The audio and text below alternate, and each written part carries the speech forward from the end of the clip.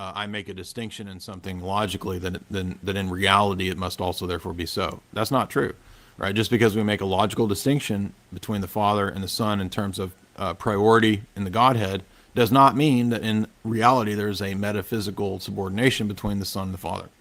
So you can go read St. Basil on that. But this is a common error people make.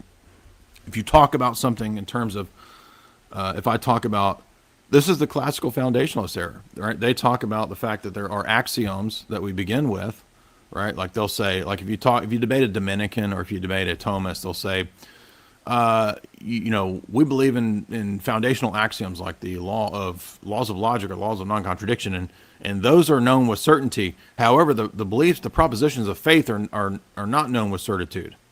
How stupid is this? They think that the laws of logic are more certain than the teachings of God. And this is the retardation of Roman Catholicism in its historic acceptance of classical foundationalism. No, in fact, the laws of logic don't even make sense if God doesn't exist. They presuppose God.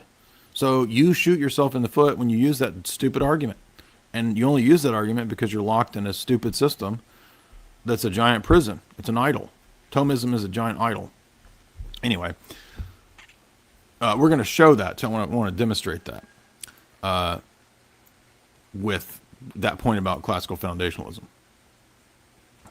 John Goras, $5. I have a confession to make. I'm the downvote here. Well, I think you're joking, but if you are, I'm sorry that you felt the need to downvote, but also thank you for the super chat. So I'll exchange one downvote for $5.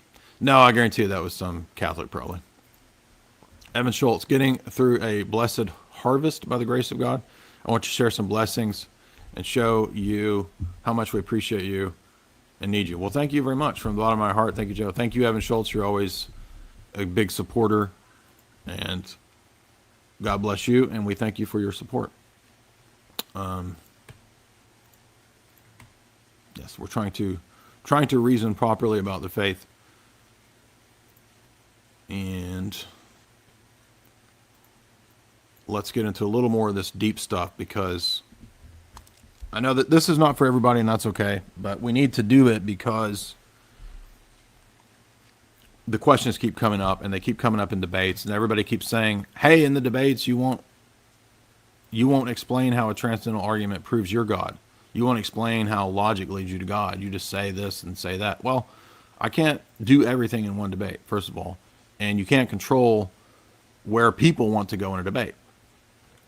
So it's not possible to answer every question and prove every proposition in a debate, right? So in one sense, yes, there is one transcendental argument, because all of the arguments and proofs can be encapsulated under one all-encompassing transcendental argument. However, in order to explain that and flesh that out, it requires a bunch of different points and arguments. So, and that can never be done in one debate. So let's start with numbers. Okay, so everybody knows, hopefully you've read it. I wrote the essay several years ago, back in 2013. Numbers prove God, and I was just pointing out that, remember, as I said earlier, that there are different transcendental arguments, different transcendentals, and we can kind of group them all under one big one, because none of these things operate on their own, right? I mean, it's not like numbers just exist apart from other things like concepts or symbols or words or minds, okay? There's no realm of numbers floating out there like Plato thought that don't relate to God or that don't relate to the human mind. There's no sense in which we can speak of language or communication, for example, that doesn't also assume humans and communicators and, well, you could even argue human beings themselves, right? So, for example, if we were to talk about linguistic philosophy and communicating truths through language, right?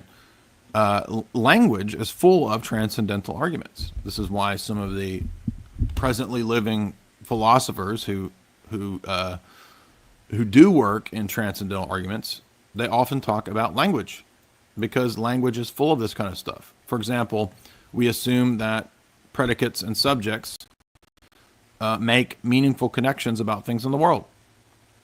Right? Subject and predicate and sentence. We assume that the words and the symbols used in the sentences, doesn't matter what language, refer to the same objects or concepts.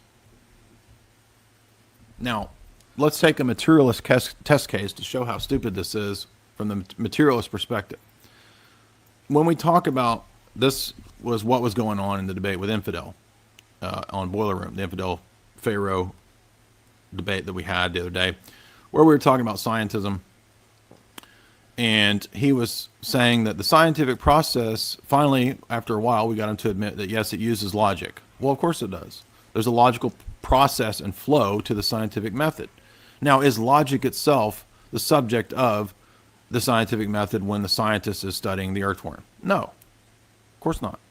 But he's using it. Yes, obviously.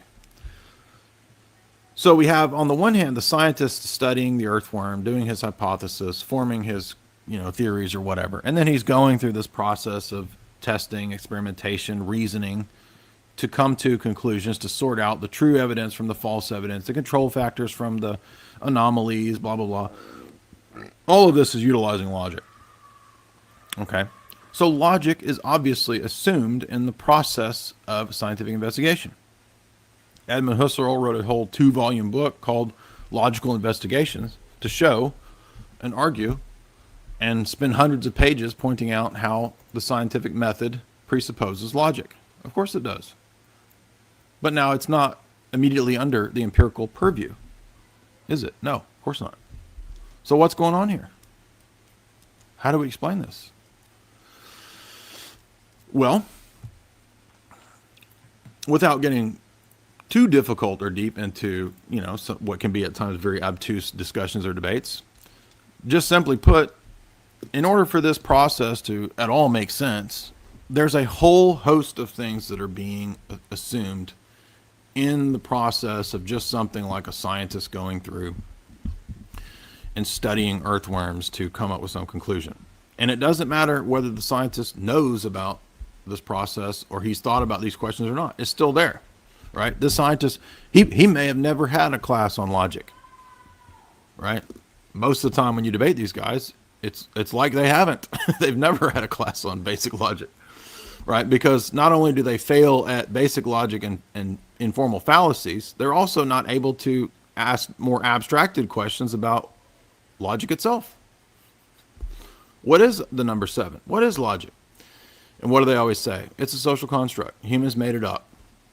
Now, this is so stupid that it's hard to believe that intelligent, high IQ people believe this. But they do. And they defend it because they need to defend it. Because as soon as they give way on this question, they're immediately conceding the possibility that not everything that exists is material. So they're committed to, guess what? A dogma.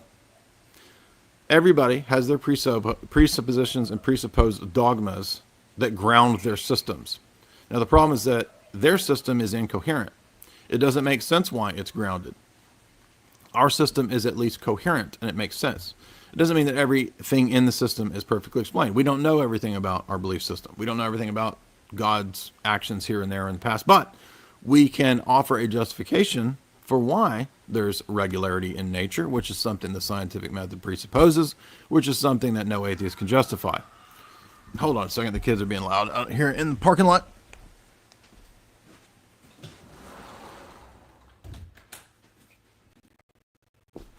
Not my kids, by the way. I ain't no baby daddy. Now,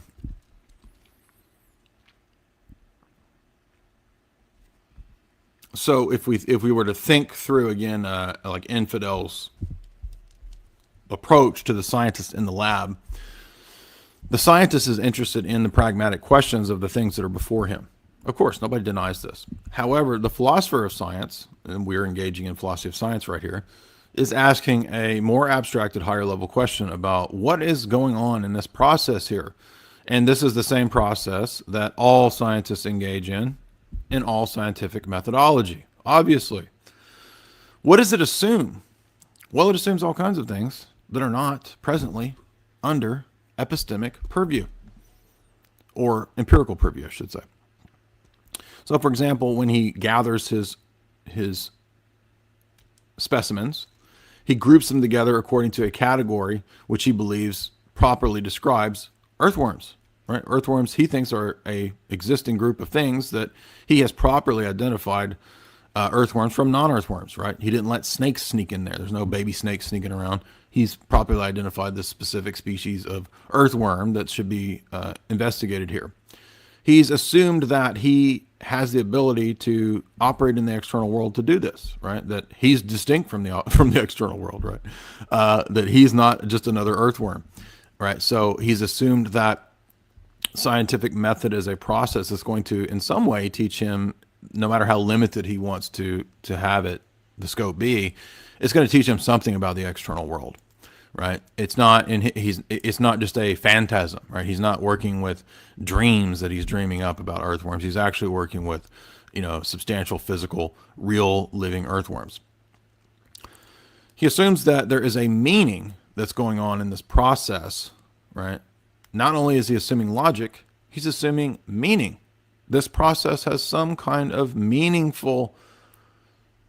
there's some meaningful aspect or venture at work here that's going to, in some way, he thinks, contribute to the approximation of truth, right, as it relates to the natural world or earthworms or whatever. He assumes that this filtering method of scientific process is going to, even if he doesn't think his theory is true, it's at least going to contribute to the true being discovered, right? So truth is presupposed, some epistemic metaphysical concept here. Universals are assumed by the fact that he thinks he can delineate earthworms as this group of things, that they all possess certain categories distinct from other groups of things that don't, right? So even if he doesn't believe in universals, and none of them do, 99.9% of them don't, they're still acting as if universals exist, right? That there are categories of things that possess essences. Even though he thinks they don't, they're just atoms in a certain configuration, just random atoms and molecules that just sort of came together in random configurations. They don't have any actual meaning, but we're going to pretend that they do. So are you starting to see the pattern here? Logic, meaning, meaningful connection between terms, symbols, and objects in the world, universal categories, essences, all of these things he does not think they're real. They're just useful tools that we will operate as if they are real, even though they're not. And we're going to explain the external world, even though we can't really explain it. We're going to approximate it. We're going to act like it's a movement towards, quote, truth, even though there's not really truth. Are you starting to see the point here? He acts like a theist. He assumes all these things he can't empirically justify in the midst of this methodology, and he doesn't even know it. This is utterly devastating to his worldview. And that's why he has to cling to assumptions and dogmas that he can't prove, because it would be completely devastating if he were to admit them. It would destroy the entire materialistic assumption, right? Because from the very outset, it is completely self-contradictory across the board. And that's not even all. We're not even done, right? What else is assumed here? Well, it's assumed that this scientist himself has a consciousness that is in some way able to connect events from the past that go into his present interpretation of the worms in front of him, doesn't it? Well, of course it does. All right. He's probably spent 20 years studying earthworms, and his collected wisdom of 20 years of studying earthworms, he thinks, informs his present interpretation of the earthworms. And it does. Of course it does. But it does so because the world is not like he says it is. So let's get this key point here, because this is what you're going to see in every debate with an atheist or a non-believing zealot. We'll call them the non-believing zealots. They have a fundamental contradiction between ultimate irrationality and ultimate rationality. This is crucial. Every debate will show this. Every discussion, every atheist will demonstrate this same tension within themselves. Because on the one hand, they need order and meaning and reason and rationality and logic and large-scale meaning to operate out there in the external world on a cosmic scale. They need it. They act like it exists. But they also have to turn around and deny it. That is the fundamental, contradictory, self-destroying, presuppositional critique of all atheistic, materialistic, unbelieving worldviews. They all have the same pattern problem. Obviously, because there are a limited number of options for them to take. And once they take one of the two roads, right? So if we start with talking about how do we know about the world, metaphysics, right? Any of these categories of philosophy, they're already, how do we know they take us? The same is crucial. Every debate will show this. Every discussion, every atheist will demonstrate this same tension within themselves. Because on the one hand, they need order and meaning and reason and rationality and logic and large-scale meaning to operate out there in the external world on a cosmic scale. They need it. They act like it exists. But they also have to turn around and deny it. That is the fundamental, contradictory, self-destroying, presuppositional critique of all atheistic, materialistic, unbelieving worldviews. They all have the same pattern problem. Obviously, because there are a limited number of options for them to take. Obviously, deny and logic and need straight the same crucial. Every debate will show this. Every discussion, every atheist will demonstrate this same tension within themselves.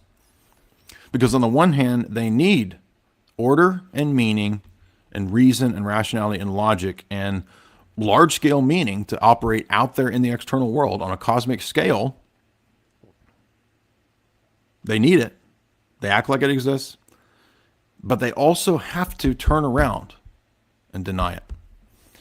That is the fundamental, contradictory, self-destroying, presuppositional critique of all atheistic, materialistic, unbelieving worldviews. They all have the same pattern problem. Obviously, because there are a limited number of options for them to take. And once they take one of the two roads, right? So if we start with talking about how do we know about the world, metaphysics, right? Any of these categories of philosophy, they're already boxing themselves in by assuming things, number one, that are universal, right? They'll assume universally that matter is the only thing that exists, okay? This is a metaphysical assumption. They don't even know that, but they assume it, right? And they'll say, well, yeah, how else could there? Well, there's nothing else. How can we know? What else could we know? Well, here's this entity sitting here talking to me as if he is a person, a being, right, that has rights and is extremely arrogant and prideful about his life. And he thinks that, if somebody wrongs him, if somebody steals his hot pocket, he's furious and he's going to, attack them on their YouTube profile or whatever, right? So they act like they're a being with dignity, a being with will, a being with meaning, with existence. And yet at the same time, they have to confess, according to their worldview, as we saw in the example of the atheists at the debate earlier that I was telling the story from when I was like 20, everything's meaningless. Now, this came up to Neil deGrasse Tyson, and I mentioned it in my Neil deGrasse Tyson essay. If you haven't read that, go read that. It's a great critique of scientism. That Neil deGrasse Tyson knows this, and he's asked this all the time. Well, not all the time, but he's been asked this many times, and he says, well, this is why we don't believe, philosophy doesn't matter anymore. Who cares? Philosophy doesn't matter anymore. Now, wait a minute. Logic is in the domain of philosophy, and everybody knows this. Okay, nobody denies this. And every atheist, every materialist thinks that they are the masters of logic, right? Logic and reason are on their side. They're the masters of logic and reason. And yet, Neil deGrasse Tyson tells us that philosophy no longer matters. It's been discarded due to the power and magic of the scientific method. Now, this is just foolishness. This is completely absurd. And by the way, I'm glad that everything has been coming out the way it has with not just alternative media or Russiagate or any of that stuff, but are you starting to see the pattern here of everything from the establishment is completely nonsensical? It is completely contradictory. I mean, why is it, for example, that every establishment person, let's say, take Neil deGrasse Tyson, just as a perfect example, this pop scientist and propagandist. Now, if he was really interested in the scientific method, wouldn't there at least be one area of, big hot button issues where maybe he takes a divergent opinion? But he doesn't, does he? Whether it's vaccines, whether it's 9/11, whether it's anything, he's completely establishment across the board. Now, what does that suggest? That suggests that science and the realm of science does not actually operate on neutrality like it claims. And if we read Kuhn, we realize this. Now, Kuhn is wrong because in Structures of Scientific Revolution, he realizes that science does not have the neutrality that it thinks it does, and he adequately proves that it does not. But then he thinks, well, there's just no answer, right? Because he doesn't understand transcendental arguments. He doesn't realize the way to solve this problem of paradigms is to compare paradigms for coherence. Now, none of the atheists are prepared to do this. The materialists, because they don't know this stuff. They don't study philosophy. They don't even take basic logic. And they sure as heck don't take advanced logic or meta logic, right? They're completely lost. Right? That's why when I start asking those questions, they have no idea what I'm talking about. Not because of big words, but because they've never thought about it. They never thought about the question of, well, how does a law of logic actually function? What is a law of logic? What is the number 7? Where is the number 7? How can the number 7 be? Now, when we start to consider numbers, and this is something that even these clowns, if they could read Plato, they would get some insight here, because at least Plato realized this. I'm not advocating Platonism, by the way. I'm just saying Plato realized, hey, wait a minute. The number 7 is not over there. The number 7 is not in my mind. Now, it could be in my mind in terms of like I have a mental picture of it or I think about it, right? But if I stop thinking about it or if I erase the number 7, all these clowns, they think that it literally isn't, it's not there anymore. But let's stop and think about this, because there are all kinds of things that, even if we get more complex than the number 7, if we think about something like pi, or if we think about something like a Mandelbrot fractal or a set, those things aren't in your mind. Now, you can have a loose idea of what a Mandelbrot set is, but you cannot picture in your mind a Mandelbrot set, because they're infinite and they keep going on and on and on. Now, so the reason I always bring up Mandelbrot sets, this is an easy way to show the stupidity of these people who claim that numbers are social constructs. There's no society that's socially constructed a Mandelbrot set, goofus. By the way, they're reflected in nature. The Fibonacci sequence is not something that is concocted in the human mind. Fractals and Mandelbrot sets are not concocted in the human mind because they can't even be contained in the human mind. And this is so stupid. This debate was already had centuries ago when it was pointed out to empiricists who believe that man is a tabula rasa. They said, wait a minute, a kilogon, you can't fit a kilogon. You can't picture that in your head. And if you can't picture it in your head, then you can't believe that it exists. But it does. It's a real geometric object. And this refuted the naive empiricists a long time ago. Of course it does. There's no answer to this if you believe that man is a blank slate tabula rasa and mathematics is a pure social construct. This is retarded. A kilogon is a 1,000-sided polygon. Can you image that in your head? No. Obviously you can't. So mathematical entities are not human constructs, and they're not solely contained in chemical reactions in the head. This is utterly stupid. And these things do relate to reality, by the way. How do we know that? Well, the easiest way to show, you can make this argument actually about any number or number set, but the easiest way to show it is that Mandelbrot fractals were not discovered until there were computers strong enough to zoom into them to, the 1,000th power or whatever. And they just keep repeating, and they just keep, they're like landscapes that you can surf and discover, bro. And they just keep going, and you zoom in forever and ever and ever and ever, and it never ends. And they create new patterns. And guess what? It's all based on basic set theory. You can plot out this diagram here. See this black sun? You can plot that out on a basic XY axis. And that's what creates this.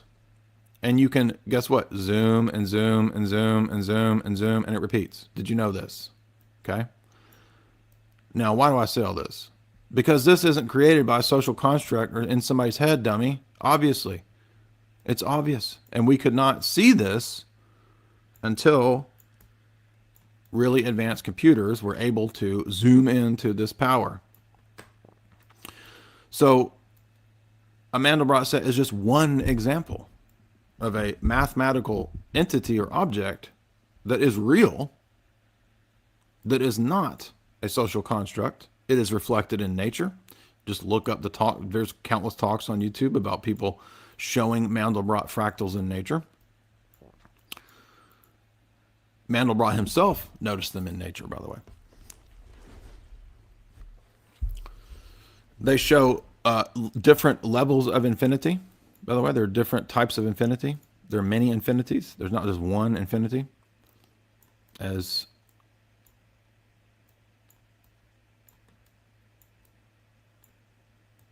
we know from mathematics.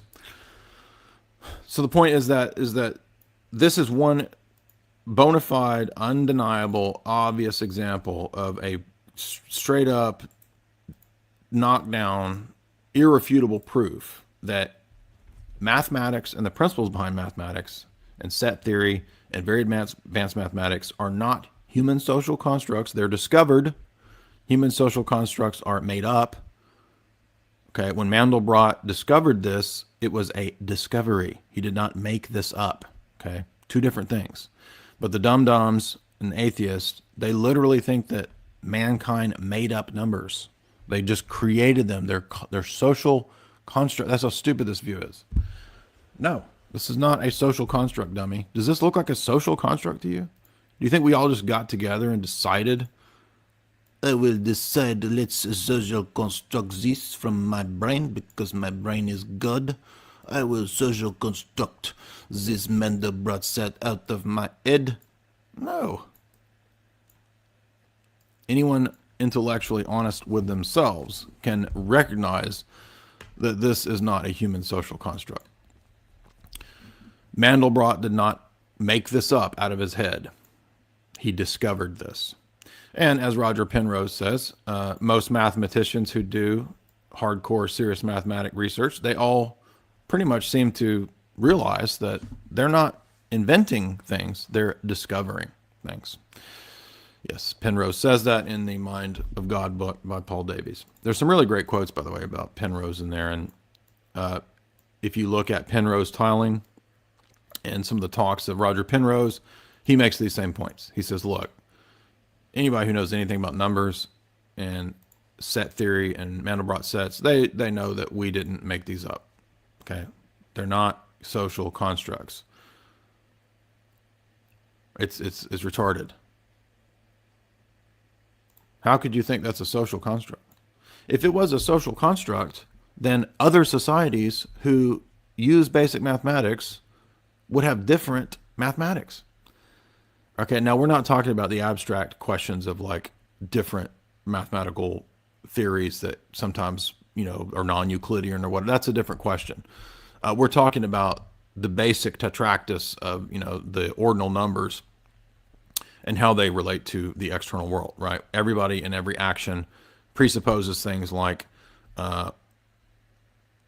1, 2, 3, 4, 5, right? So primitive societies, when they were trading, rocks for boobies, they were trading 5 rocks for 2 boobies on that slave girl, right?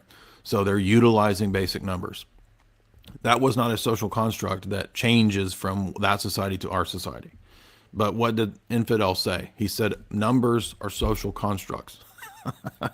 And yet Infidel was laughing at the social justice warriors a few days earlier who think that logic is a social construct. No, I'm sorry. Basic logical principles and numbers do not evolve, and they do not evolve from other societies. The ancient idols had two boobies, just like today's idols have two boobies on them. Unless you're watching Total Recall and it has three boobies. I'm just being silly. But yeah. So are we starting to see the point here? So now when we understand math from that vantage point, right? Speaking of basic math here. And then when we look and we understand that mathematics doesn't just exist in the human mind, there's some sense in which it also transcends the human mind to apply to the external world. Now, if that's not true, then the equations that we use to build bridges and computers and rockets wouldn't work. But they do. And they do work because they do translate to applying to the external world. But now, if we took the view of the atheists, then the numbers, so-called, that are just chemical reactions in our head, right? They're not only are they not real, they're literally equated to chemical reactions in the head. When I'm thinking of the number 7, and when Infidel Pharaoh is thinking of the number 7, he's acting like we're actually tapping into some abstract concept. But he then has to turn around and deny it by saying there's no such thing as those that exist outside the head. And because he's a materialist, he literally has to say that numbers are absolutely equivalent to the chemical reactions in our brains. That is so stupid. Because his chemical reactions are not mine. But he's assuming that we're talking about the same thing, the number 7. But the reactions in his head are not mine. So they're not the same. This is how absurd atheism is. Why is it that absurd? Because it can't allow anything to challenge its dogma of materialism. If it allows there to be immaterial, invariant, abstract, non-physical concepts or entities, it starts to have problems. It starts to break down. Because then it starts to lose its foundational dogma, which it thinks undercuts everything, right? That all there is the physical. All there is matter. Matter in motion, right? Evolution or whatever. That's all there is. So, are we seeing the pattern here that consistently there's an assumption of all kinds of things? Now, if you read my essay about knowledge presupposing metaphysics and ethics, then you'll start to see that guess what else is, or if you watch the debate with Vegan Gains and that goofus kid, you'll start to realize that other things are assumed too, aren't they? When the scientist is doing his earthworm experiment and he's, presupposing logic, guess what else he's presupposing? Truth, remember? Because we're trying to approximate, even if he doesn't believe in truth, he's at least he's acting like and trying to approximate truth in the scientific process, right? Now, what else is presupposed along with truth? Well, the assumption that you should search for truth. Guess what? That's ethics, right? I mean, we're assuming, we're supposed to believe that in this process, he is going to look for what's true in the experiments and ferret out the false. And that he should do that. And we should follow him. And that should be done in this scientific process. That's an ethic question. So there is no divorcing of these worlds like the atheists and the goofuses want there to be. Why do they want that? Because they need it to be that way. To prop up their goofy system. Now, if I should, now what they'll actually introduce a little bit of sophistry here at this point, because they'll say, well, okay, but now we ought to follow truth, but you don't have to. Right? They'll say something like that, like the scientific method assumes truth, and that you should follow through to what's true and not accept the false, right? I mean, why should I accept the information that confirms the thesis? Right? That assumes truth over falsehood, and that you should, that it is correct to do so. It is right to do so. Why should we follow logic? Well, because it's assumed in the process that you should. All debate, all discourse assumes that you should, and that you will. So the point being is that not only has this atheist scientist in his earthworm obsession in the lab assumed a whole bunch of epistemic things and categories, qualities, everything that I've outlined for the last hour. He's also assumed some ethical things. And that was the whole point of that goofy debate with that kid and Vegan Gains, which they did not want to admit, even though eventually the kid said, "You should assume." And I was like, you messed up, bro. Gotcha. Because shoulds and oughts are questions of ethics, right? So really, you can't even construct a purely abstract logic that you don't have to follow, because it's bound up with the idea of logic that you are supposed to. And in other words, it assumes truth, right? There's a presupposition of truth with a capital T here.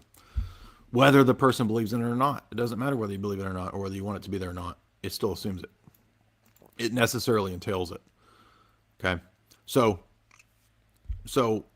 what we're starting to see here is that a very fundamental philosophical analysis, and this is, by the way, if you do philosophy of science, these are the kinds of questions that you'll ask, right? I took philosophy of science classes.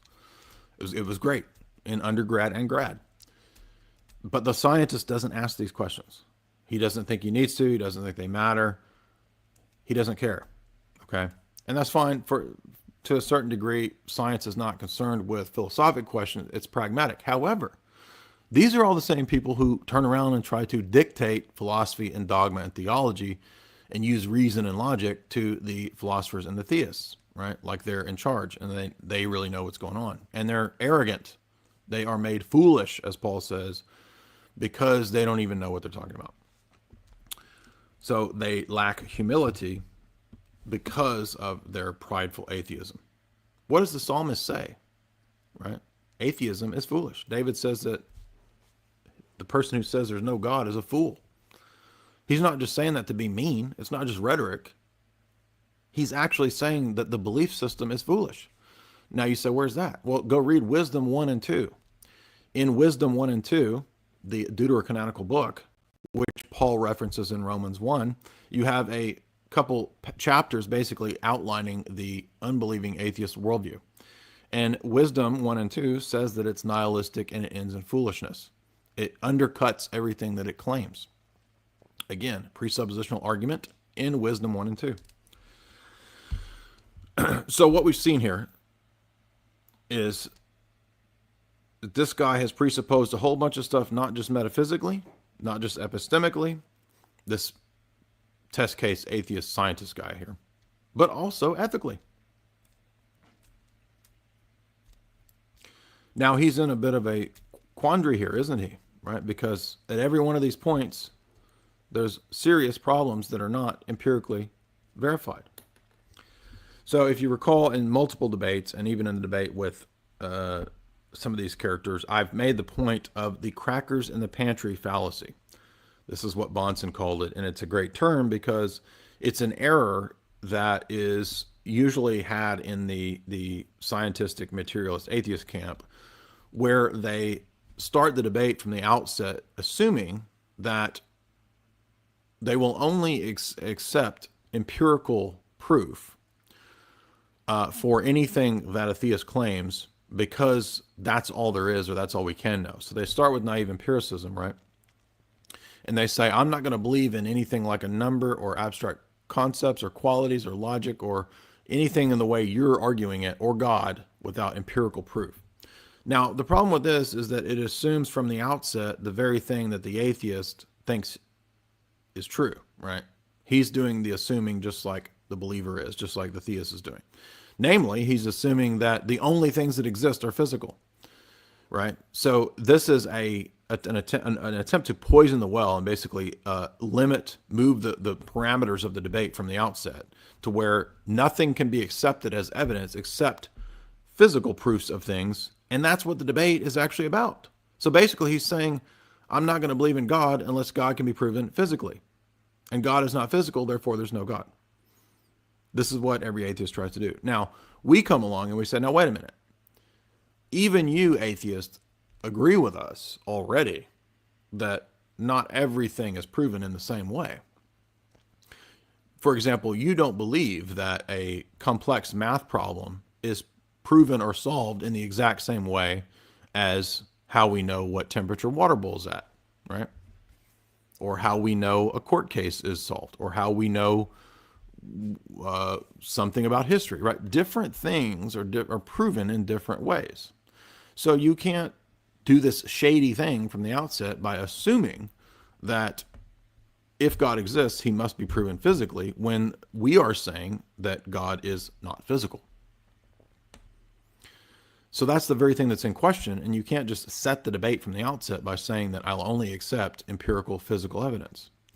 And we can prove that you don't actually believe that by pointing out that you believe in a host of things that are not empirically verified. Namely, all the stuff I just listed about infidel and the test cased scientist in the lab. We just went through an hour of things that he believes in and assumes and acts as if they exist that he has no empirical proof for. So even you atheists don't actually believe that it's only rational to believe in something physically, empirically provable. You don't even believe that. You don't operate that way. But you set up from the outset a trick, right? A poisoning of the well to where we can't introduce evidence or proofs for anything non-physical. But that's the very thing that's in debate. Are there non-physical things? That's the debate. So this is a trick. You have to call it out. And that's why Bahnsen called it the crackers in the pantry fallacy. It's not an actual, quote, fallacy, but it is a flaw in argumentation similar to poisoning the well. So you can't allow the atheist to, from the outset, determine the parameters and limits of the debate because it assumes the thing that's in question, namely naive empiricism and radical materialism. Now, to expand on that, if we were to prove the existence of non-material things, doesn't it seem to follow that non-material things are going to be proven in a different way than material things, right? We're not going to look under a stone to find pi. We're not going to climb up a tree to see the law of logic. We're not going to boil water to see if in the midst of the bouncing molecules, a Mandelbrot set appears in our heads magically. No. Different things are proven in different ways. Meaning, we're not going to look in a microscope to find meaning. Obviously, it's nonsensical. It's absurd. We're not going to take a measuring rod to measure the number 7. It's retarded. But yet we believe and we act as if numbers, concepts, non-empirical truths, right? All of these things, the self, we act as if they're real. Now, how would we go about proving something or demonstrating the existence of something like that that is non-physical, if in fact it does exist, if in fact they are true? Well, obviously they're not under microscopes. So now some people then would go, that would lead them to conclude they don't exist, right? We just can't know. We just can't know. Now, wait a minute. A similar debate just like this occurred in the history of philosophy. This is why I always reference it, because it's a great illustration of this. And when I make this argument, I'm not saying it's true because Aristotle said it. I'm saying that it's true because the argument proves it. And Aristotle was the first to make this argument against the sophists, right? So you're dealing with somebody who's a sophist, and they say the law of non-contradiction. All right, all your logic is fine, Aristotle. You want to make your little logical arguments, but what do you do when somebody comes along with a very subtle, sophistical argument that how do we even know the laws of logic are true? Maybe the law of non-contradiction doesn't exist. And Aristotle says, okay, right? You want to try to get me to empirically prove the law of non-contradiction? And he says, I can't. And then the sophist says, ha, ha, ha, ha. We finally got you, Aristotle. We tripped you up because you can't empirically prove to us that there's these immaterial, magical, flying spaghetti monster laws of logic around us. And Aristotle says, I can prove it to you. And it's called a reductio argument. It's called a argument from the possibility of the contrary. And not only is that stronger than an empirical argument, it's one of the strongest possible arguments. So, for example, to deny the law of non-contradiction assumes the law of non-contradiction, because it assumes the very thing that it's seeking to deny. It is using logic. It is using statements about what can and cannot exist, what does and does not exist, i.e., law of identity, law of non-contradiction, using logic to deny a fundamental of logic. This is a transcendental argument. It's simple. Do you see the argument? If I'm a sophist and I am going about trying to prove that logic does not exist, I am logically arguing, trying to use meaningful discourse, premise to conclusion, that logic does not exist. There are no laws of logic. It is illogical to believe in laws of logic. That is a contradiction at such a fundamental level that everything I'm saying collapses into absurdity. It is devastating. It is destructive to the possibility of knowledge at all. If the sophist is correct, knowledge is not even possible, because anything you say is nonsense and incoherent, because the law of non-contradiction doesn't even hold. And that's so fundamental for any kind of predication that you can't talk. You can't talk about the world, because any kind of language, linguistics, predication, meaning, it assumes kind of basic things like that, right? The ability to distinguish one thing from another. You couldn't distinguish one thing from another if there were no laws of language and logic, right? So this is so devastating, so stupid, that it is at a nuclear level self-refuting. So not only is that an argument, it is one of the strongest arguments when you understand that point. And Aristotle forcefully made that point against the sophists. And every atheistic materialist ends up being a sophist. And they end up getting refuted in exactly the same way. That doesn't mean the rest of Aristotle's theology was correct either, by the way. It just means that on that point, he was absolutely correct. Now, that is one example of a basic transcendental argument that is utterly devastating to anybody who tries to argue the stupid kinds of things that they argue. Let's use another example, though, which often comes up, that most of you will encounter outside the realm of academia. And let's use the basic knowledge claim about certainty. Most people have been indoctrinated into the garbage cult of relativism. Relativism says that there's nothing that's true. Ultimately, we can't really know anything true for certain. All knowledge is relative, right? Because all human experience is relative, right? So who can say what's true? Who knows? How can anybody say? I mean, what's true for you is true for you, bro. What's true for me is true for me. Right? Different strokes, different folks. Right? You've heard the same idea a million times over in a million different instantiations. Now, if we are trained in basic presuppositional thought and critique, this is a no-brainer.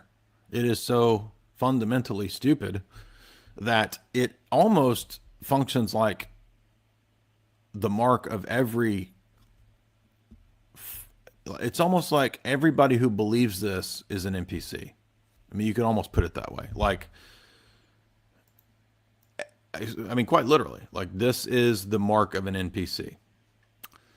Because really, as I've argued many times over, exiting the matrix, if we want to use these, goofy pop culture analogies, it's really a question of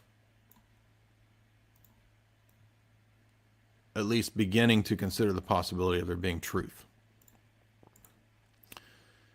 And the possibility of truth, admitting that, it means that we are accountable. We aren't the masters of our own destiny in a atheistic God sense, right? Like I'm not the God of my own mind like I thought I was.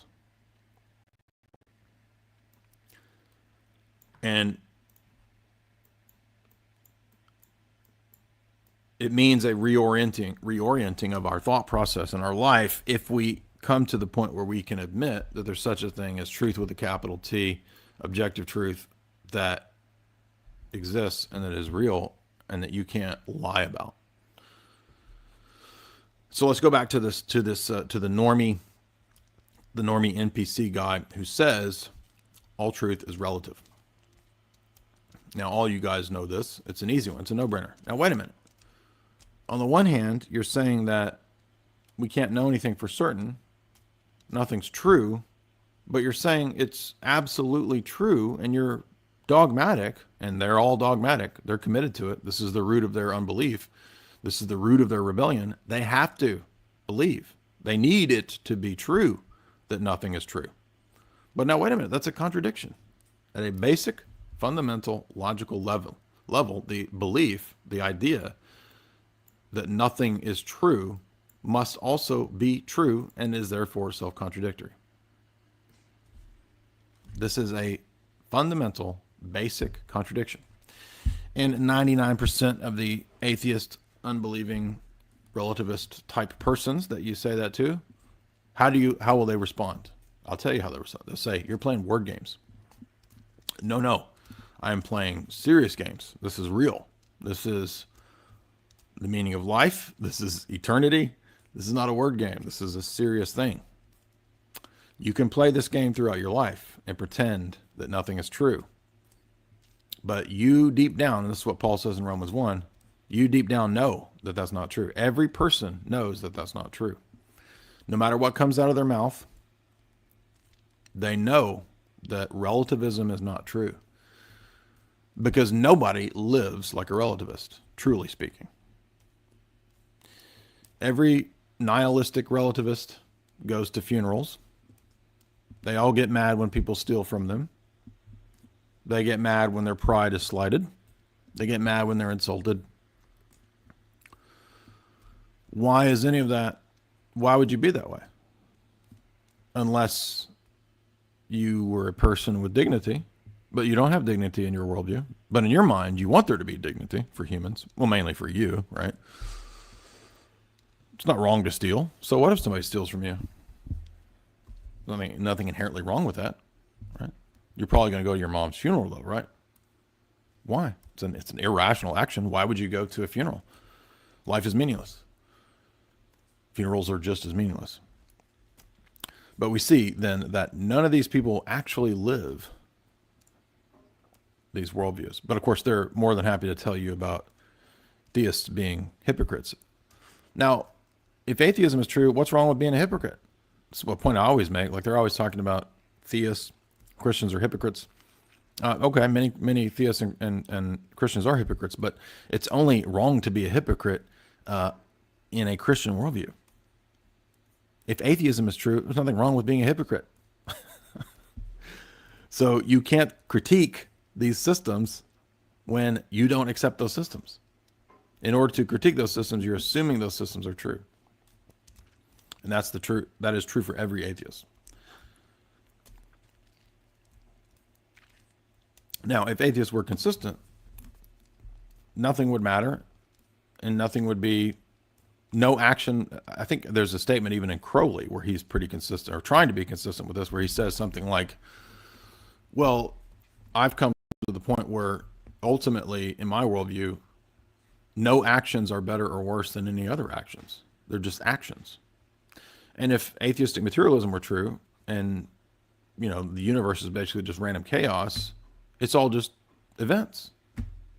Events are just events. They're just happenings. Things are just happening.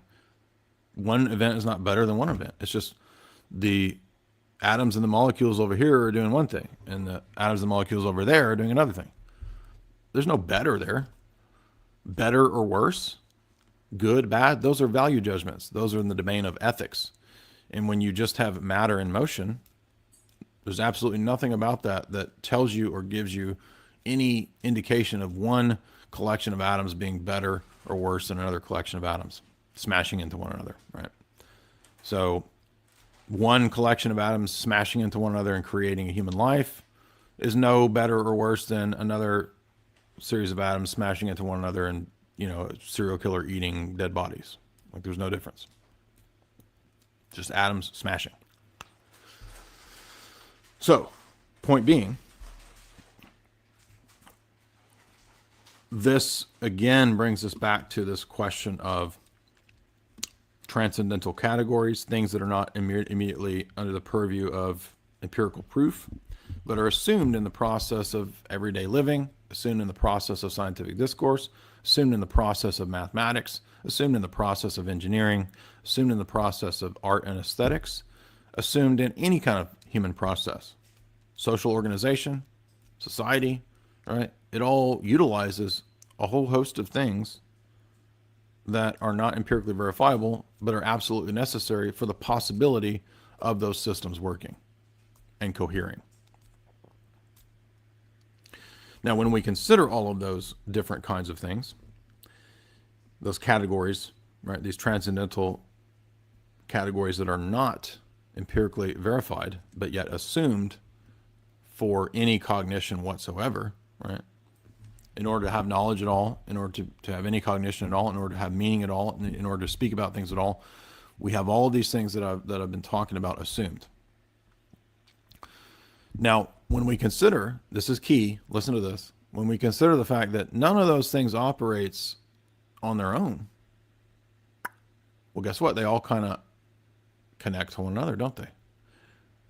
Of course they do, because as I pointed out, you can't have propositions or you can't have a view of epistemology that ignores ethics.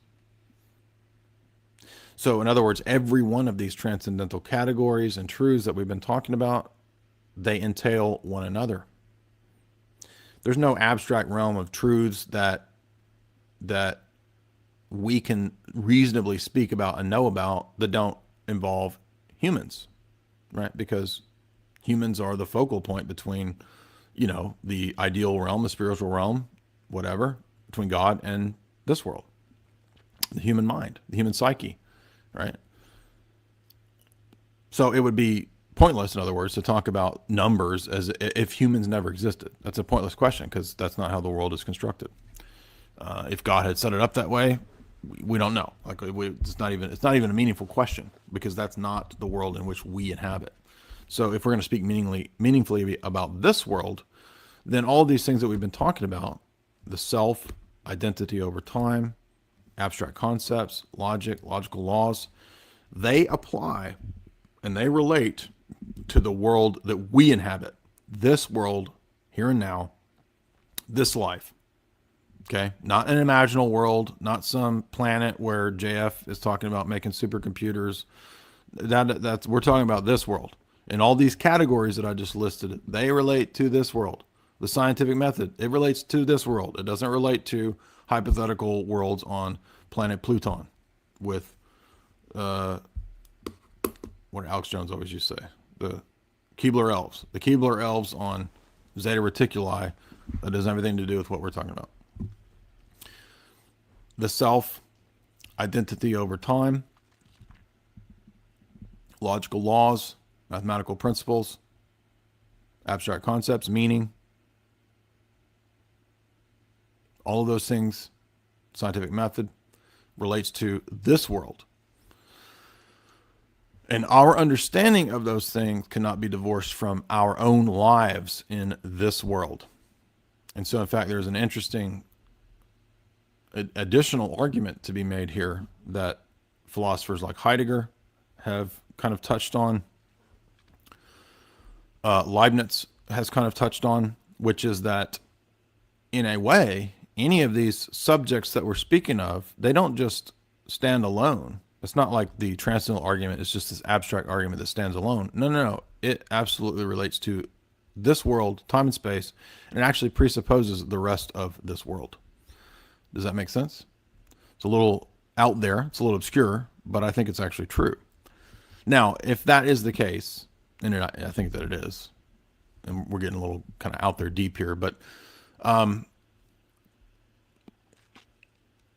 all relations in this world, in other words, assume these same categories that we've been talking about, and they all kind of stand or fall together. In other words, it wouldn't make any sense to talk about a self, right, or the presupposition or the transcendental category of the self or the transcendental unity of apperception, as Kant called it. It wouldn't even make sense to talk about that if we didn't inhabit this world of time and space where things move from past to present to future, right? There's a beginning, middle, and end to human experience. That's presupposed in all human experience. It's another transcendental category.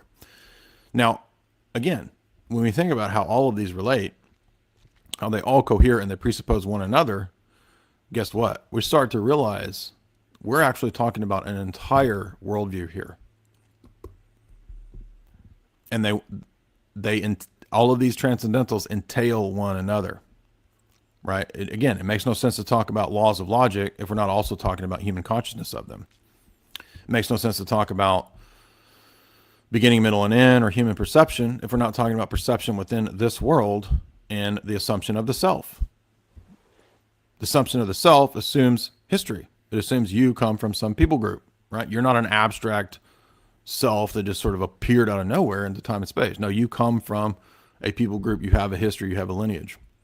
So in other words, actually, the whole world is presupposed as it is in presuppositionalism.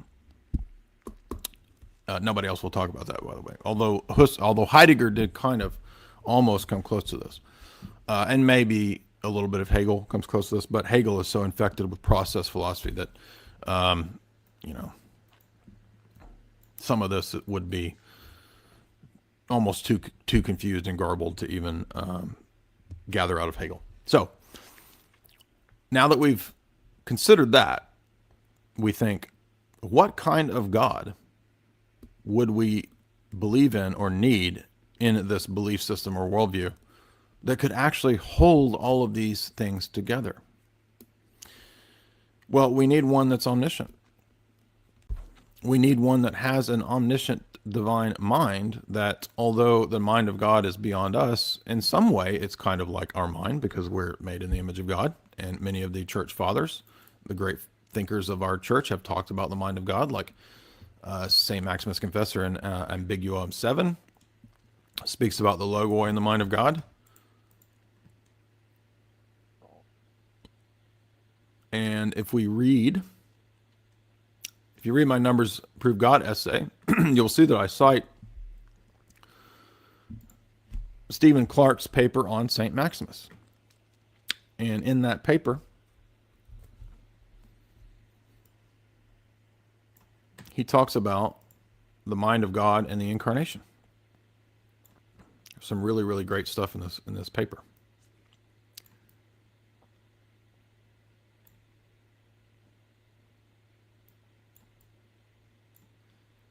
And I think it's still free to read publicly. In other words, only the mind of God can link together coherently in a golden chain, in a meaningful way, all of these transcendental categories that we've listed that are all presupposed in any human action and intercourse and discourse in a meaningful way. And guess what? That's what we say about God. So here we are right back at St. Maximus Confessor and the worldview that we believe. Numbers, geometry, concepts, meaning, all of these things directly come from a kind of world wherein we have the kind of God we confess. In other words, it's coherent. That doesn't mean that I have an empirical verification for every one of these transcendental claims because they're not empirical. How are they proven? They're proven by the impossibility of the contrary. If I deny any of these, like the existence of the self, then all knowledge becomes impossible. When I consider all these different transcendental categories and I consider how they beautifully symphonize and cohere to make the world meaningful and man's experience in the world meaningful and to give man the possibility of knowledge and cognition, then I start to see how it is all a fabric that only makes sense if it can all be held together in a single divine mind. Now, a divine mind is not impersonal. If I were to say that, I would be back at the Far Eastern or the Greek impersonalism conceptions, right? Of impersonal forces just sort of smushing everything together. And guess what? Every one of those goes back to absolute divine simplicity, right? They're all just manifestations of the one. Everything's smushed together into one.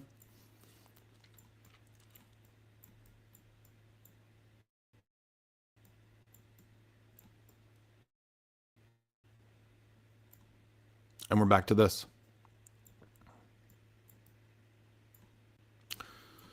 Now, our God is also not just one. He's not just a divine mind out there. He's the personal God who became incarnate. That's what Maximus the Confessor in the Stephen Clark paper will make clear. The incarnation is a big part of this, right? It's not a God who is far off. It's not a divine mind that's out there in the ether. It is a divine mind who became incarnate, and thus all of the logoi being gathered up and encapsulated into the one logos, namely the incarnate Son of God, gives us the ability to make sense of the created order, because our God is personal and not impersonal. And he's not just one, he's also many. So the one and the many problem, which is another transcendental issue that we didn't really go into, but basically for Eastern religions, again, fall into that idea of smushing everything into one. We did talk about the one and the many earlier. The one and the many problem, as Father Stan Eloy and Losky in Dogmatic Theology, and even St. Maximus, the one and the many problem is solved by the triune God. God is both one and many, so we have equal ultimacy between the one and the many in God. And only our view holds that. All the other world religions do not believe that. They believe in absolute divine simplicity, or they believe in polytheism and absolute multiplicity. Only ours believes this. Thus, we can make sense of numbers, because numbers are a reflection of the mind of God, as Ecclesiasticus says. The Bible says that God formed everything according to weight, number, and measure. That means numbers and the created order can reflect their true meanings in the mind of God, the logoi. The archetypal principles, patterns, and meanings of things. Therefore, transcendental argumentation does not just assume the mind of God, it assumes an omniscient mind of God. Transcendent over time and space, but also within time and space. It assumes a personal deity and not just an impersonal deity. It assumes, namely, the deity revealed in our scriptures. All of those attributes make sense of this, right? Because once we've gotten to this point, if you follow me in this, through this reasoning, then you would be at Christian theism. At that point, we would say, all right, as a Christian theist, what's the true theology? That's where we're going to get into orthodoxy, right? But already all of this is pointing us directly to orthodoxy, because only orthodoxy has the essence synergy distinction, right? Which we pointed out here, and the other world religions do not.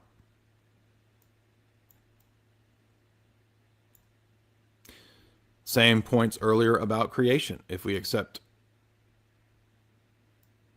the idea of emanationism, or that matter and reality are eternal, those are self-refuting ideas. If the world is eternal, then, as many of the philosophers argued, change is illusory.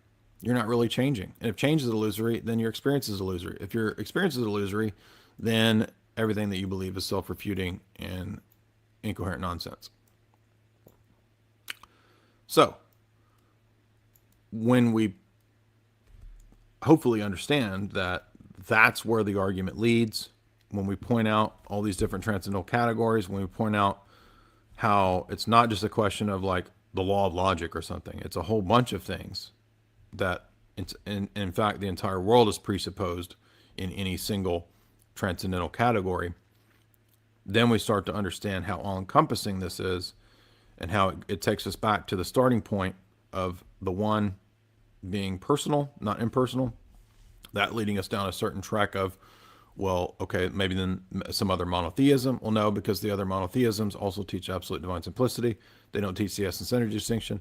The essence energy distinction is what also gives us insight into proper anthropology, because we have a revealed anthropology and not a philosophically devised, scientifically devised anthropology in orthodoxy. Go listen to my talks on that. We have a unique position here, right? And this position did not come to us through human speculation. It came to us through revelation. That's what's key here. What Basil's talking about here, this is revelation. This is Moses. Okay. And not only is it superior to philosophy, it is the true philosophy. Now, I know this has gotten a little obtuse, but I'm having, trying to lead people slowly as we get this, right?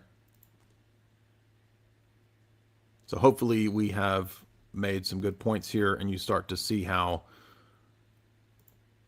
the doctrine of God is the solution to all of these dialectical problems in man's philosophy, man's failed worldly philosophy. We see that nature is a reflection of the divine mind, as many church fathers said, the order, harmony, symphony of nature. The one and the many problem of the history of Western philosophy and dialectics is solved in the orthodox conception of the triad. We see that the unbeliever's worldview is at once ultimately rational and irrational at the same time. There is an unresolvable conflict in this worldview, which requires them to let go of their dogmas and accept that they are in rebellion. We've seen all the transcendental categories as well as the numbers point to something that holds all of them together. If we didn't believe that the transcendental categories all held together, or that numbers and so forth, all of these things had some relation to one another, then again, the whole system would be back in Greek impersonalism and paganism. It would all fall apart. So we need a higher level abstraction above the level one abstraction, you could say, of transcendental categories, right? So we've got all these categories that are abstract. We all presuppose them. We live like they're true, they're real. That's the strongest proof for them, is that the denial of them leads to absurdity. And then we say, how do all these make sense? How do we make sense of all those things? Well, we have a higher level abstraction of the God who makes sense of all those things. The God who is meaning. He is the meaning of meaning. He is the Logos. He's the Logos that holds all those meanings together. And it's precisely because he created man in his image that man can learn about the world, that the world is external to man. The world is not a phantasm. It's not a projection out of man's mind. It's not a dream state. It's not a incoherent series of meaningless nihilistic chemical reactions. The world is coherent. It has a beginning, middle, and an end. Life has meaning. There are right and wrong. And we got this from Revelation. Revelation explains the world. Man's autonomous attempt at explaining the world leads to nonsense and self-contradiction. So we've gone for almost 4 hours. So I hope that was helpful. May have to call it a day for now. I'm starting to lose my voice, but Skid Racket, $5. Great to stream any videos refuting Hermeticism. Also off topic, do you believe in magisterial privilege? Do you mean in terms of divine right of kings?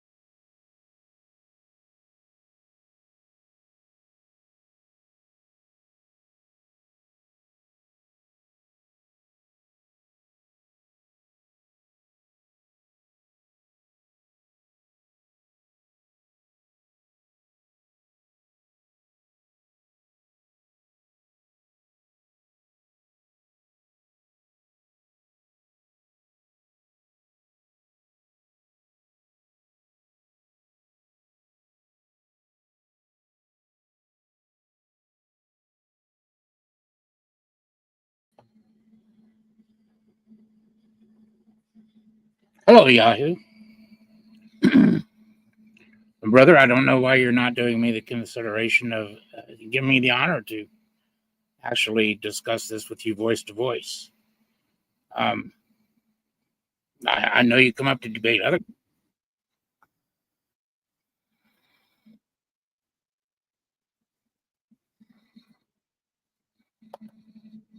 Forgive me, I had to mute my uh, YouTube page. Well, I do have something to say, but here you are sitting down there, brother. I don't know why you would do that. I think it's a clear-cut case. Look, you say you don't know why I would want to disprove God's word. That's a straw man. That's just not at all what I'm doing here. I operate on the caveat that the Bible doesn't contradict itself. And the way you're taking this, there's an apparent contradiction. You're implying that, yeah, there are some righteous, there are some who are perfect. I'm saying that there's none perfect. No, not one. There's none righteous. No, not one. That's what the scripture says. Now, you can look at that and you can say, okay, I accept this contradiction. I accept that Job was perfect in spite of the fact that no one's perfect except for Jesus. So I'm saying the only one perfect is Jesus. The only one righteous is Jesus. He's the only one. Even Jesus asked, why are you calling me righteous? Only the Father is righteous. And yet you want me to believe Job was righteous? You see, the outstanding thing about all of this, if you read the book of Job from beginning to end, you're going to see Job was settled and felt he was perfect because of his own righteousness. That's the whole thing. That's everything. That's the entire book of Job. In Job 9, 20 and 21, he says, though I'm innocent, my own mouth would condemn me. Though I am blameless, he would prove me perverse. I am blameless. I regard not myself. I loathe my life. So he was saying here, I'm innocent. I'm blameless. I've done nothing wrong. But even if I open my mouth and present myself as blameless and innocent, then I'm sinning. That's true. You see, he's operating on his own self-righteousness. And he doesn't trust the judgment of God. He doesn't trust God's the journey that he takes us on. Job 13. Behold, I have prepared my case. I know I shall be in the right. Job, what does he mean? He's prepared his case. He prepared his case to lay before God. And he's declaring his own righteousness to God. And Job 16, 17, though there is no violence in my hand and my prayer is pure. Oh my gosh. You know, I pray sincerely, but am I going to say my prayer is pure? I don't think so. Am I going to say that I've never done anything wrong in my life? No, I'm not. I'm not, because I know better. But again, he thinks that his purity is going to be acceptable in the eyes of God. I'm telling you, no man's righteousness is anything before the Lord. He told his own prophets, your righteousness is as filthy rags. Job 27. As God lives, verses 2 through 6. As God lives, who has taken away my right. He's charging God with taking away his rights. And the Almighty, who has made my soul bitter. All the while is in my nostrils. My lips will not speak falsehood, and my tongue will not utter deceit. Far be it from me.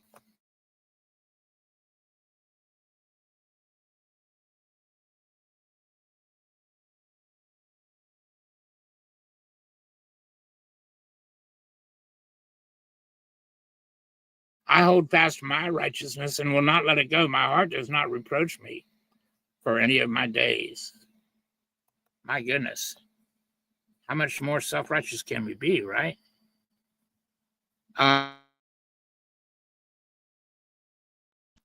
Who speaks up?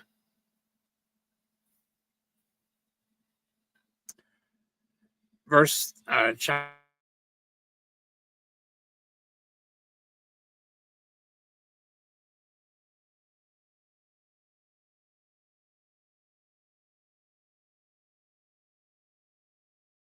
There you go. You see, another person in the crowd saw this. He found fault with the friends. He found fault with Job. Job's fault. Guys, we can't justify ourselves. We can't go through life talking about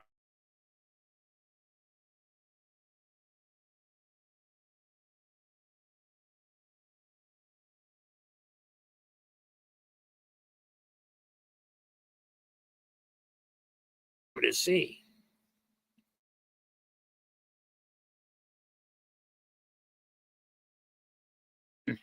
Ask 35 too. Do you think this is just? You say, my right.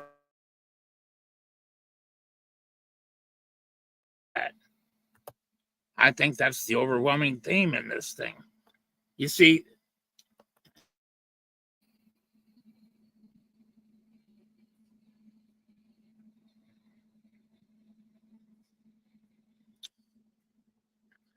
there's two kinds of righteousness.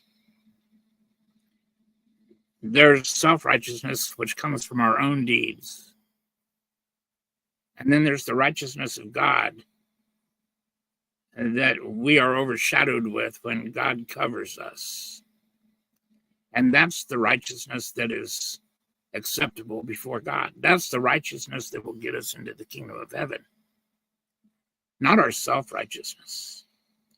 Not our own ability to do this or do that. You know, I want you to think of something here. I want to read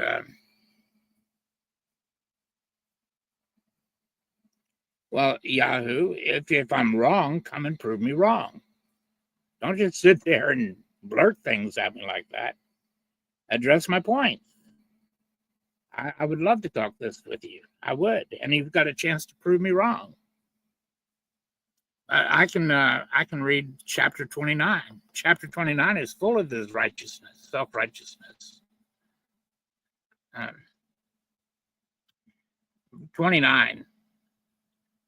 Job again took up his discourse and said, "Oh, that I were as in the months of old, as in the days when God watched over me, as if God isn't watching over him now. When his lamp showed upon my head as though it's not still shining upon his head. And by his light I walked through darkness." But he's not doing that now, is he? He's living in darkness, questioning God and pronouncing his own righteousness. He says, as I was in my prime, when the friendship of God was upon my tent, saying, it's not on my tent anymore. When the Almighty was yet with me, denying that the Almighty is with him at all anymore. When my children were all around me, the children that he lived in fear for, that they might have sinned. So instead of like saying, look, you guys serve God, don't spend your time partying, wasting your sustenance, but live as God would have you to live. But no, he didn't advise them in the ways that they should go, in the way that they should walk. He was sacrificing for them, saying, Lord, they might have sinned, so here you go. Don't hold it against them. When my steps were washed with butter, and the rock poured out for me streams of oil. Now, what I'm saying here is, there's two kinds of righteousness. Job walked in self-righteousness. That's obvious. He did all the righteous acts. He fed the hungry. He shoed the shoeless. He took in the orphans. He fed the widows. He did all the good stuff that he was supposed to. And he said, this makes me a good man. But if all our righteousnesses are filthy rags, then no, we never become good, righteous, or perfect through our own righteous acts. Never. So this means that the only righteousness Job could have been walking in Job chapter 1 and 2, is self-righteousness. And God had to work that out of him. Why did God have to work that out of him? Because he works that out of all of his people. We can't and we do not depend on our own righteousness to get to heaven, to be acceptable before God. So why would you Yahoo think that Job could do it? Why do you think Job could walk in his own righteousness and be found acceptable before the Lord? I just don't see it. I don't see it at all. And by the time you get to the end of the story, Job is convinced. In 42:6, he says, therefore, I despise myself, and I repent in dust and ashes. So what is he repenting of? He is repenting of his self-righteousness. He's repenting of questioning God. He's repenting of thinking that his righteousness was acceptable before God.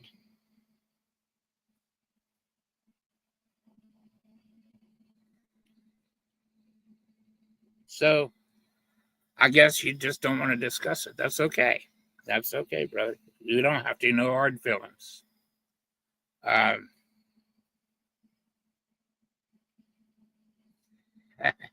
And I don't know why you wanted to keep having a conversation about the law, man. I think this is a fine debate, a fine study. And I don't see anybody convincing me otherwise that Job was anything but self-righteous. I just don't see it.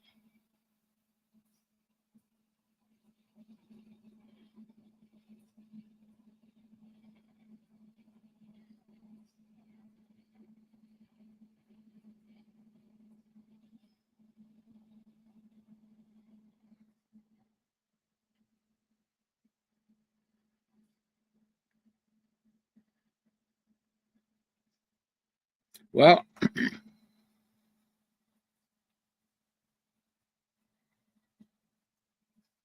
I guess if you disagree, you don't have enough confidence in your argument to debate it.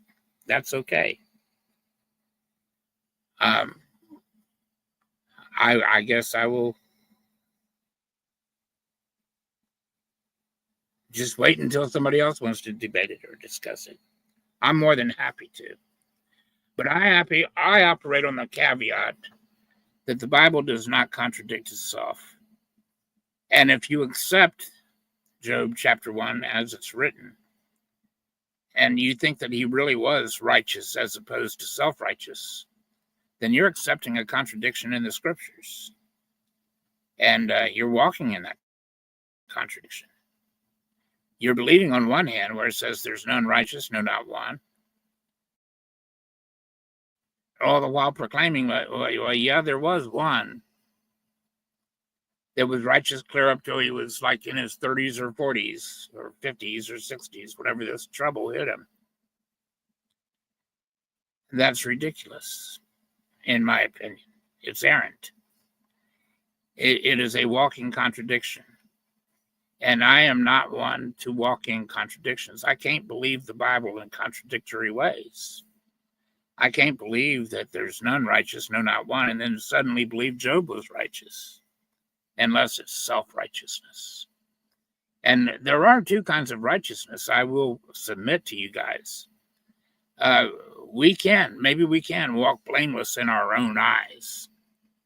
Maybe we can walk righteously in our own eyes. Many of us do. I know of times when I was self-righteous and I was wrong.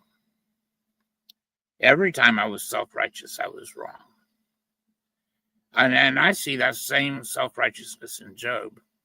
I justified myself in my self-righteousness. I didn't justify God many times. And I got brought to a better knowledge. There is no contradiction in the scriptures. There's only contradictions in my understanding of the scriptures. And I have no righteousness of my own. My own righteousness is as filthy rags, and it's not going to get me anywhere, guys. Nowhere. I depend on the righteousness of God.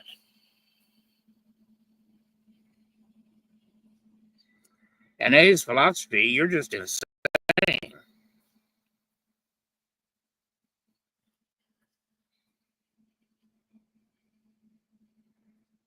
You contradict the Bible. You don't believe Paul. Paul agreed with Christ. But you don't want to have that conversation either. I've challenged you 1,000 times to come up here and show me one place where Paul is contradicting Jesus. And I know you tried that one time. You pulled out 3 or 4 scriptures, and I showed you in those very same passages where he didn't contradict Christ at all.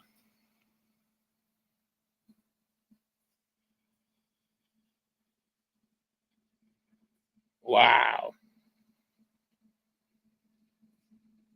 Well, I noticed you're going to do all that talking from down there, so that's cool. You just don't have the wherewithal to debate your point. That's okay. I'm not going to discuss anything else with you until you do.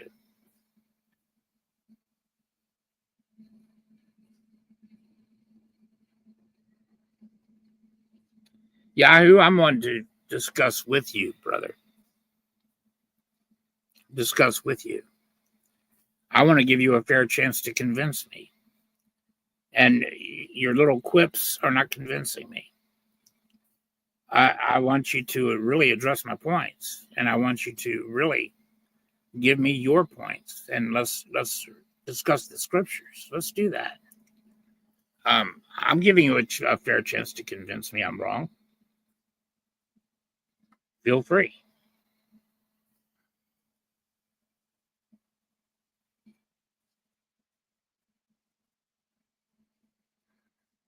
Well, show me the one that you believe is perfect and righteous in Romans chapter 3, Psalm 14, Psalm 53. In Psalm 53, that's about Christ.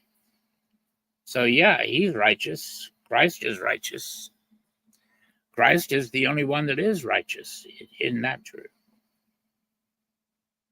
Yeah. Okay, well, we obviously can't have this. This is not a discussion, Yahoo. Let's not pretend it is. This isn't a debate. If this is such a open and shut case, brother, I'm right here.